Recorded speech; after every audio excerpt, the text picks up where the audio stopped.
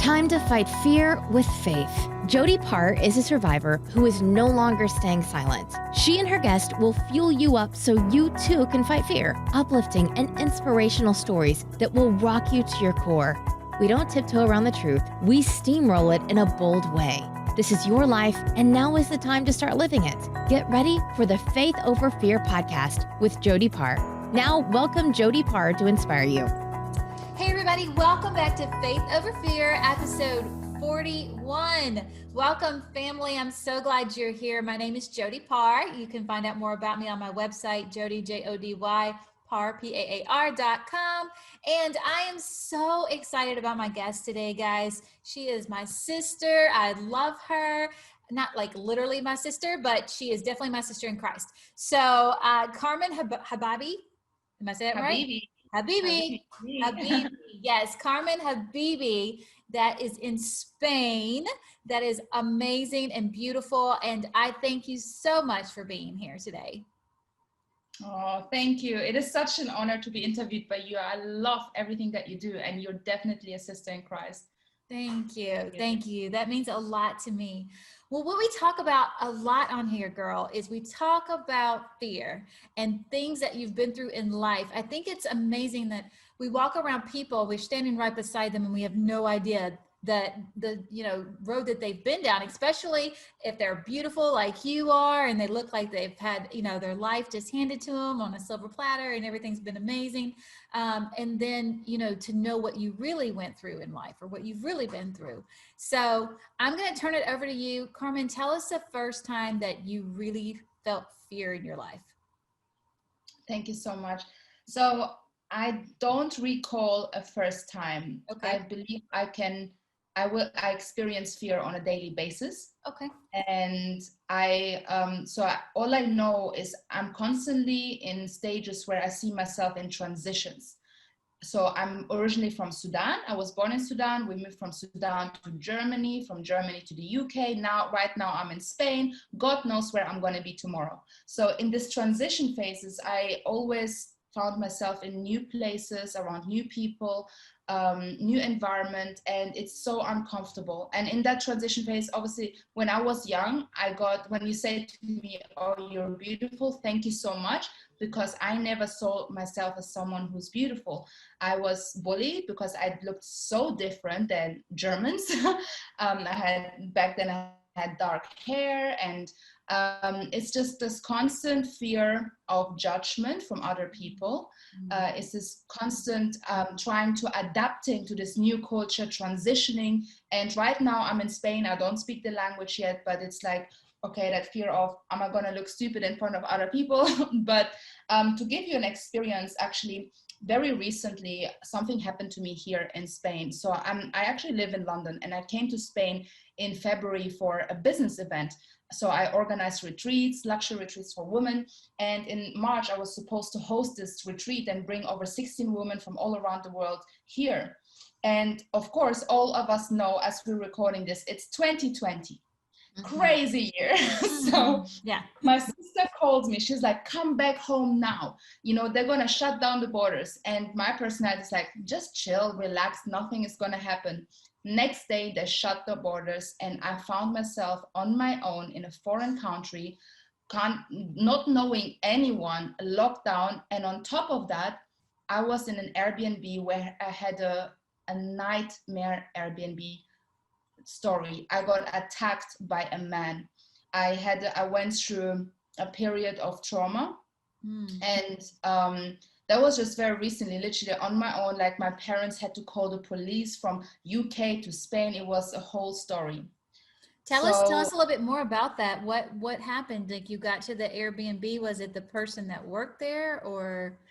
Yeah, so it was the week before the retreat was about to happen. So I booked a villa, but the week before I didn't book anything. So I had to book just any accommodation. And I stayed in this accommodation that was a shared accommodation. And there's one of the guys that lived there.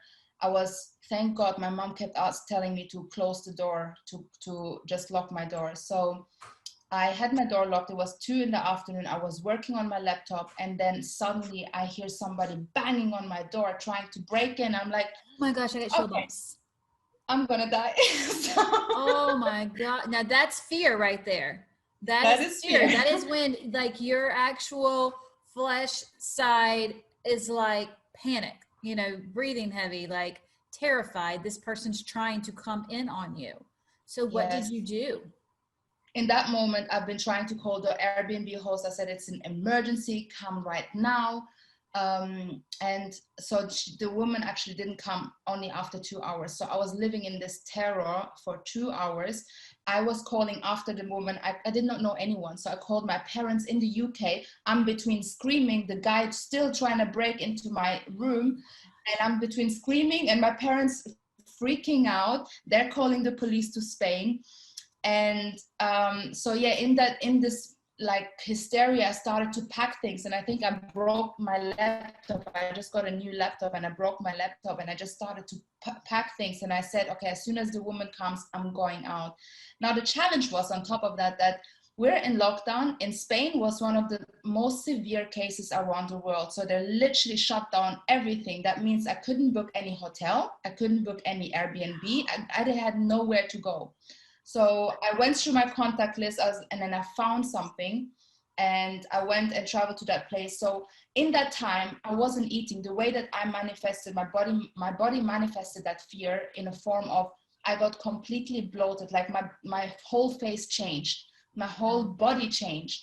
And I remember in that moment, I was like, no, God, please don't, like, I came so far and I have no time for this trauma. I know people take years to heal from trauma, but Lord, I need you to heal me now, because I've got a business to run. I've got you gave me a vision. You gave me he gave me something inside of me that told me there is more, and this can't stop here. So I'm not going to take years to heal from this. God is a miracle worker, and you're going to heal me right now. So within 2 days, literally, my body went back to normal. My face went back to normal. I was in bed all the time. I couldn't move.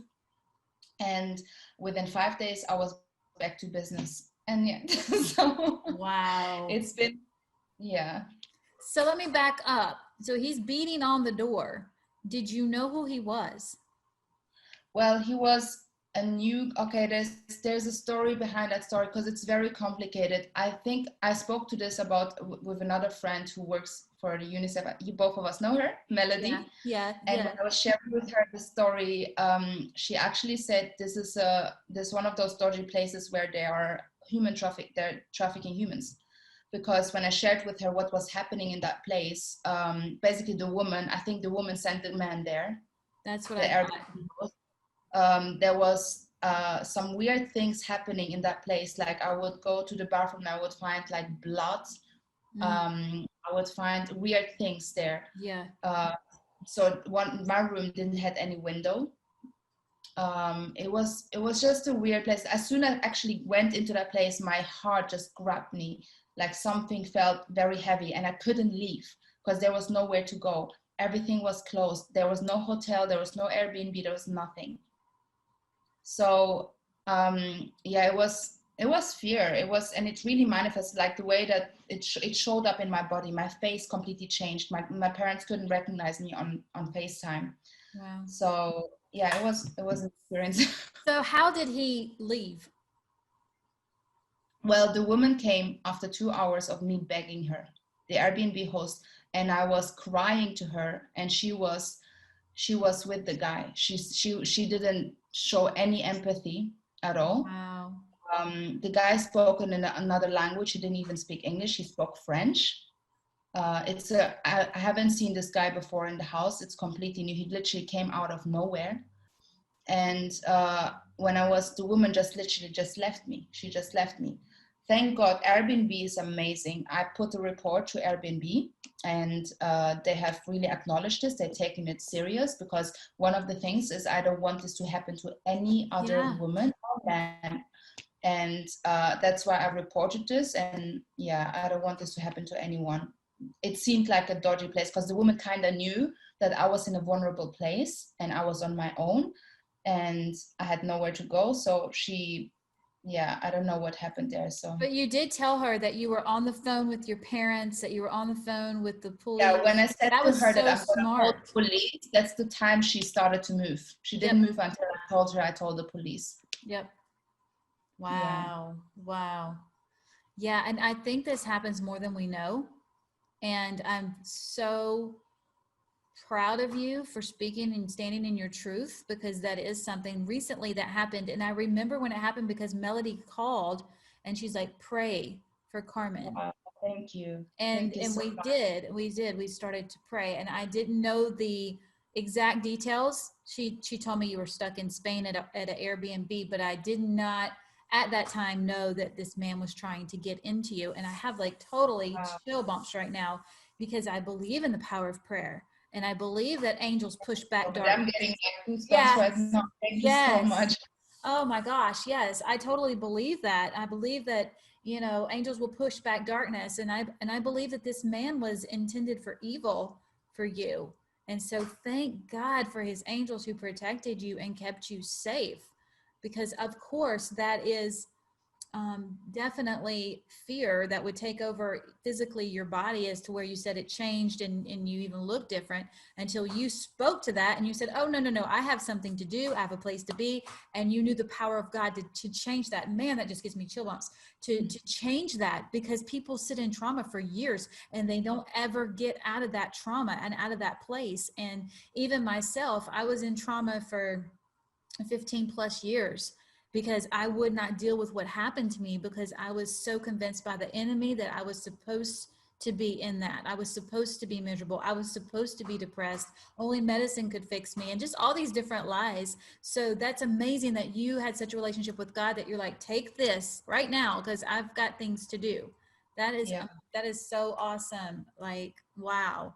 And I think that it is definitely something that our ladies listening need to take into consideration when looking for Airbnbs or looking for places to stay, and making sure that you do have someone that knows where you're at all times. You do. I always say this. I always talk about the police, or that the police know where I'm at, or someone with the police knows where I'm at. I believe that saved my life, because Wow. when I told the human trafficker that bought me, that my sister worked for the highway patrol, that was a game changer.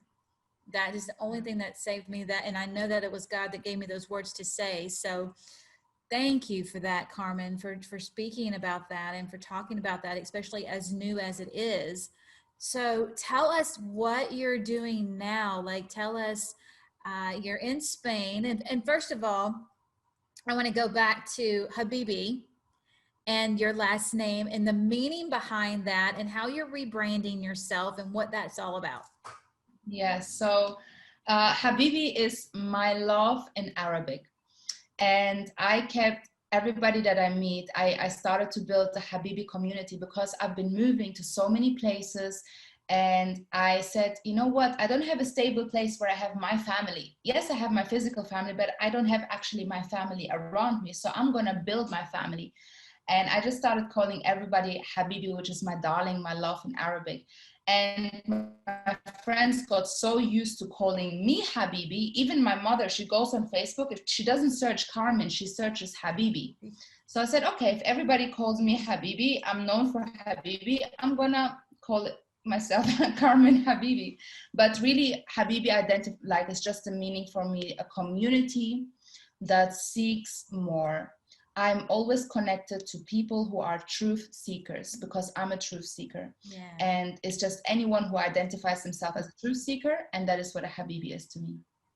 I love that. I love that so much. So tell us again about these conventions that you do. And I want to hear more about that and how that is. Yes. Yeah, so as I said, I was coming here for a retreat, and what the funny thing how God works is like he literally takes all the adversities and turns them into strengths. And today, you know, we have to put titles on it, but today I get to speak all over the world. I wrote a book. I'm now writing my second book, and it's really just everything that I was a disaster and God just turned it around. Like I used to be the most insecure person. Today I'm a confidence trainer. I used to hate sales, and today I'm teaching businesses how to sell. So it is really just turning things around. I never saw myself, I was so shy. I wasn't able to speak in front of people, and I was literally, I had like something in my throat, but God called me to be a speaker. And it's just taking all my adversities, turning them around, and today I get to help people. And I do this in the form of a membership club. So one of the things, I've been working in the personal development industry for over 9 years. Wow. And I work for one of the largest events promoting companies that bring world-class leaders like Tony Robbins, all these big people. And I realized that people don't need more information. People need implementation. And one of the things when I started my business, I needed accountability. I needed community. I don't need more information. I need the right information, because we're currently in a state where we're information overloaded.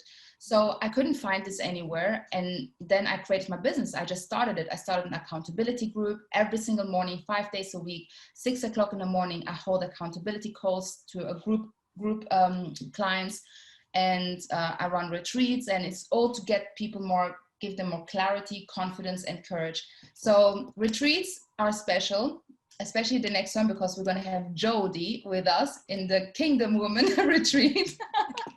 I just said to Jody, you have to come to Spain. It's going to be my wedding and the retreat.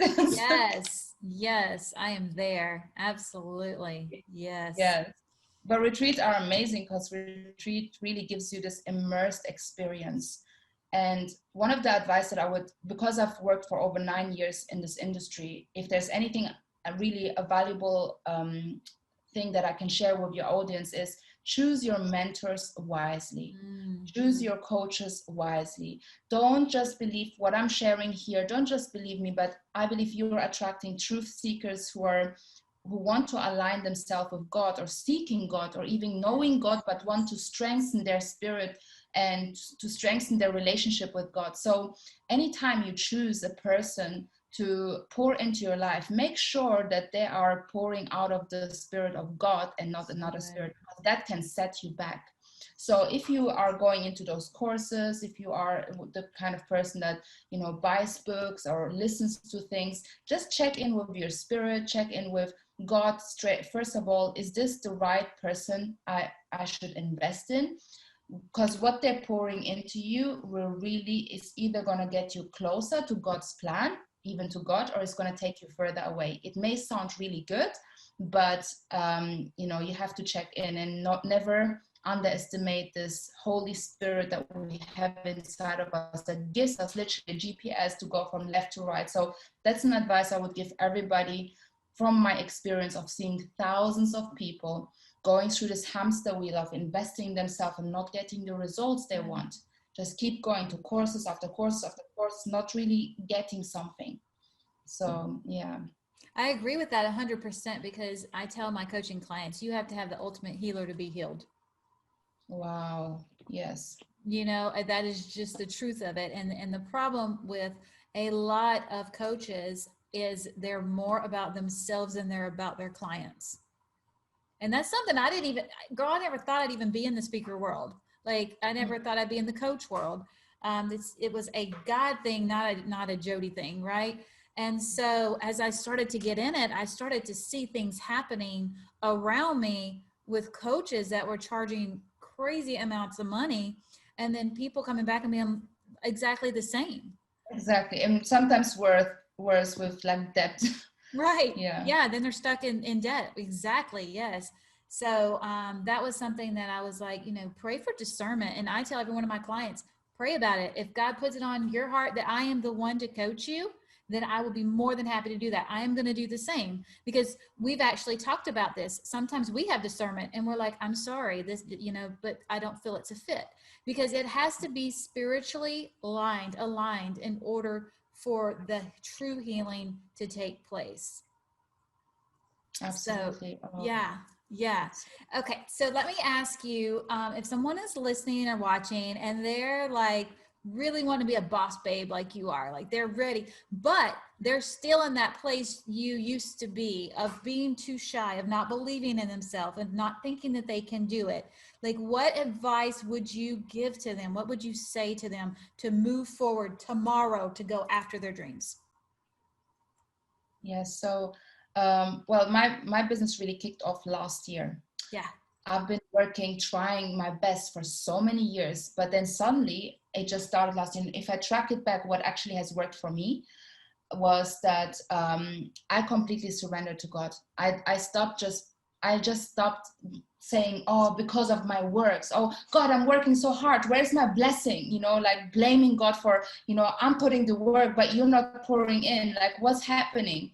So I just completely released. I surrendered. The moment I let go, like suddenly something shifted. Clients, I never marketed myself. Okay. I never marketed. I never did anything. I literally had clients coming in like from nowhere. They just suddenly saw Facebook Live and they're like, I don't know why, but I need to work with you. Yeah. And it was just amazing. I always, those people that say, oh, you can sit at the beach and you make money. I was always laughing at this until it happened to me last year. I was literally at the beach and I look at my PayPal, ding, ding, ding. I was like, this is God's blessing. So I love it. all I can really say is it is, once you surrender, it is not by your own work. It's not by might, it's not by power, but it's by Jesus Christ. And once you really let him I'll show you the plan that he has for you and ask him and surrender. Surrender means let go and let God. Stop putting so much pressure on yourself. One of the things, maybe a lot of your listeners are coaches themselves. I see a lot of coaches take too much responsibility. They say too much. They attach their results of their clients on themselves. Now, if you're working with God as a partner, you're detaching. You're not, it's like you're just providing that message, providing that gift to them, but you're detaching because God is doing the work in them and you have to trust the process. So my best, my best testimony is really my clients. I have clients right now who went from, one of them, she came to me, I want to get married. I've been single for so long. Last year, now she's engaged. She's about to get married. And it's not me. It's not me. Okay. It's God. Because I said to her, look, everything that we're doing, it is you and God. I'm just helping you, equipping you to get a stronger relationship with God. Not other people, addictions they couldn't break for a long time, suddenly they're breaking addictions. Why? It's because I just help them to build a stronger relationship with God. We've got people who doubled their income. We've got people who started businesses, authors, and all of this really, I know it may sound really, I don't know, everybody says this, I don't know, but honestly, what has changed for me, once I let go, I let God, and I invited him into the area of my business. I invited him into the area of my finances. And I said to him, please, Lord, help me steward what you've given me. And it is for your glory. Everything is for your glory, not for me. So when you can do this, you're in the right path. Yes. And, yeah. So beautiful. And I agree with that 110%. It is so true. The hardest thing for some people to do is let go of control. They want to control it all. And like you said, when you surrender it all, when you're like, okay, you know what? I've been trying to do it my way. My way is not working. God, what is your way? Right? Then he shows up and he's like, I'll show you and I will guide you through it. And, and that is the most amazing thing, is that when God says, you think this is what you want to do with your life, but let me show you what you really, your purpose is really what I really want you to do. And then it's a whole different thing, because the enemy always wants us to feel like we're not good enough. We're not worthy. We're not all these things. And by ourselves, we're not. But when we have the power of God with us, whoo, there is unstoppable, unstoppable. Yes. Oh my gosh, I love that. So you've been a lot of places and you've lived a lot of places. So I have to ask you, what's your favorite, or what are some amazing stories you can tell us about where you've lived? Wow. It fascinates me. I think it's so amazing. God is. This is how amazing God is. I'm literally feeling like, I know it's 2020, it's a crazy year, but I'm actually living my best life right now. Yes. Yes. And, honestly, all thanks to God. So what happened after this experience of my Airbnb, I went into another place and I got isolated for 3 months by myself. And something inside of me told me, okay, it's time for you to move. And I was still waiting for the borders to open. I needed to get back to London. I was contacting the embassy, nothing worked. So I had to stay in Spain.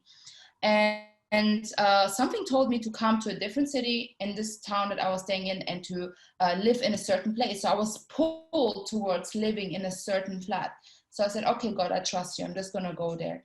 So literally I came to this flat. I was 3 months on my own, and I got welcomed by the most amazing landlord, flatmates. They threw a party for me on the first night. They Wow. cooked pizza and pasta. We had so many people. Like, I was isolated for 3 months. I didn't even know how to speak to people. And they threw a party for me. Now I extended my stay in Spain for 1 year, and I have a family here. I'm establishing another business here, and I found life here. It's beautiful. Spain is beautiful if you've never been, especially Alicante. This is where I am right now. You've got the mountains, you've got the beach, the weather is good all year round. Food is amazing, people are amazing, God's blessing all around. So yeah. Yes. It is beautiful. I watched your Facebook post and I'm like, oh, it's so gorgeous there. It is. And I love the fact that even though the enemy tried to stop you, a lot of people would have been so quick to get out of there, try to figure out a way out of there, would not have accepted, as soon as those 3 months were up, out of there, but you, during that isolation, I'm sure had a very close encounter with God, because Wow. you had, So yeah, I was on my own. I haven't watched Netflix once. yeah, I was every morning, every night. I took the time for God just to completely heal me from that trauma. wow. I got closer. I got recently baptized, actually. I got baptized in November, not that long ago. And it was just a time for God just to speak to me, for me to strengthen myself. And I believe that I'm living the blessing now of what this isolation did. So this time that I was on my own, where nobody saw me, this is the time where God was preparing the blessing. So now I'm here living into his blessings, and I see things from a different perspective. I feel gratitude on a 1000 level. Everything feels amazing, and it's because of that isolation time. So yeah, it's amazing. That is so awesome. So awesome.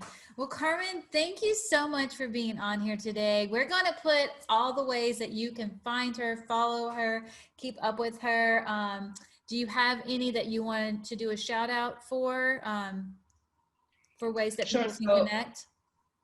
yeah, sure. So you can go to my YouTube channel. You can watch if you're resonating with these messages. I have a YouTube channel called Karmin Habibi, and you can binge watch. I share some content around fasting and praying, which has helped me a lot to build throughout this process. And the YouTube channel is all about confidence, goals, and leadership. And apart from this, I have a gift for you. If you go to Jody's site or wherever you're gonna post this, I can give you my book for free as a download. And that book is all about how to set, achieve, and maintain your goals year after year. So you can go there and just have it as a download for free. Love that. Thank you so much, Karmin. I appreciate you being here. Guys, thanks so much for watching and listening. And I pray that this really gives you some inspiration and motivation, that no matter what you're going through, that God has a plan for you too, and not to give up ever. So thanks, guys, for watching. We'll see you next time. Bye.